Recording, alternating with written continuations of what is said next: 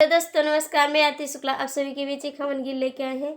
आप लोग इस गीत को जरूर सुनना और कमेंट बताना मेरी गीत कैसी है।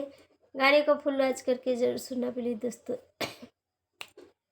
आई है भगवान होया गनावा महावन होई। आई है भगवान होया गनावा महावन होई। शंकर जी आई है संगी गौरा जी को लाई है। शंकर जी आई है संगी गौरा जी को लाई है। भारी देव मांग उनके, भारी देव मांग उनके, होई चटकार होया गनावा महावन होई। आई है भगवान होया गनावा महावन होई।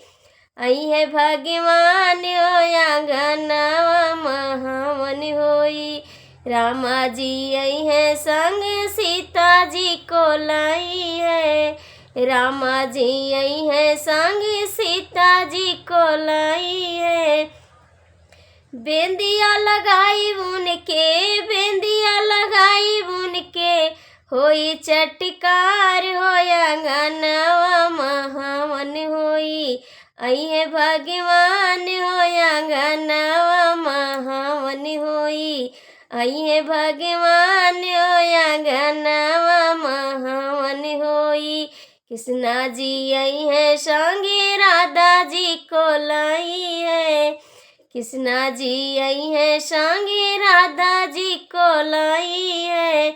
चूड़िला पहनाई उनके, चूड़िला पहनाई उनके, कर झनकार होया गनावा महावन होई।